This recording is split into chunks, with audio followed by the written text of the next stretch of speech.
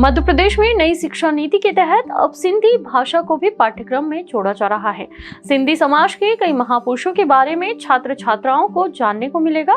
प्रदेश के उच्च शिक्षा मंत्री डॉक्टर मोहन यादव ने कहा, मध्य प्रदेश देश का पहला राज्य है जहां नई शिक्षा नीति के तहत सिंधी भाषा भी पाठ्यक्रम में शामिल होगी। ये मुझे इस बात का गर्व है कि हमारे अपनी नई शिक्षा नीति में जो अतीत के ऐसे गौरवशाली पक्ष हैं जिन पे शिक्षा नीति में बच्चों को पढ़ना चाहिए, उसी में सिंधी समाज के द्वारा खास करके हेमू कालानी जी से लेकर भगवान झूलेलाल तक और अनेकानेक प्रकार से सिंधी समाज के ऐसे महत्वपूर्ण और महापुरुष हैं जिनको हम पाठ्यक्रम में स्थान दे सकते हैं। इसलिए मैंने पिछले समय सिंधी समाज के कार्यक्रम में घोषणा की है कि सिंधी भाषा को भी और सिंधी भाषा के साथ साथ सिंधी साहित्य में जो ऐसे अच्छे लेखक हैं वो पाठ्यक्रम तैयार करें, हम उसको पाठ्यक्रम में हिस्सा देंगे।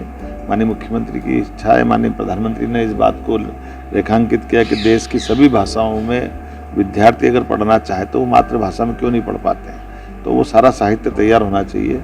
और मुझे इस बात की प्रसन्नता कि माननीय मुख्यमंत्री के नेतृत्व में मध्य प्रदेश वो पहला राज्य है जिसने सबसे पहले अपनी इस दिशा में कदम बढ़ाया और लगातार तीसरा वर्ष हम प्रवेश करने जा रहे हैं। ऐच्छिक सब्जेक्ट के नाते से हम उसमें पाठ्यक्रम का हिस्सा बनाएंगे ताकि सिंधी साहित्य को समृद्ध कर सकें और विद्यार्थी उसको जान सकते, पढ़ सकते।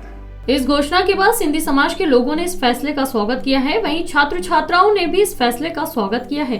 सिंधी समाज की शिक्षिका ने बताया कि इस फैसले से हमारे समाज के महापुरुषों का इतिहास जानने को मिल सकेगा। हम लोग सब जानते हैं नई शिक्षा नीति में सिंधी भाषा को भी इन्वॉल्व किया गया है। इससे मुझे काफ़ी हर्ष और उल्लास हुआ है जान के, क्योंकि मैं खुद एक टीचर हूँ। इवन मैं खुद ये कोर्स करना चाहूँगी जिससे कि हमको अभी आगे आने वाली जो भी चीज़ें हैं, मतलब जो बीत चुकी हैं, जिसको हम लोग नहीं जानते हैं, जो हिस्ट्री है, जैसे हम सिंधीज़ के लेकर ही है।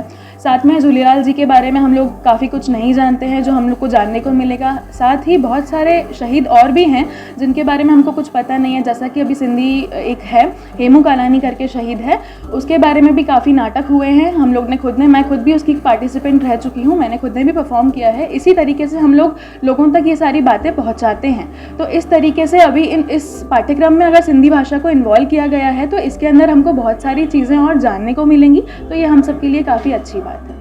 सिंधी समाज की होनहार छात्रा लवीना रोचलानी ने भी सिंधी भाषा को नई शिक्षा नीति में लागू करने का जो फैसला सरकार ने लिया है उसको लेकर बेहद खुश है और आने वाली युवा पीढ़ी को उन्होंने एक संदेश भी दिया है। शान समारोह के तहत मुझे एमकॉम में 2022 में गोल्ड मेडल हासिल हुआ है। कितनी मेहनत की थी आपने? मेहनत तो बहुत की थी, 2 साल पूरा मेहनत किया था कोरोना के टाइम पे, और उसके बाद फिर 2022 में एमकॉम की लास्ट एग्ज़ाम में 85% बने और उसके बाद ये हासिल हुआ। नई शिक्षा नीति में प्रदेश सरकार ने सिंधी भाषा को कोर्स में शामिल किया गया है, उसको लेकर क्या कहेंगे? बहुत अच्छी बात है कि सिंधी भाषा को हमारे कोर्स में शामिल किया गया है।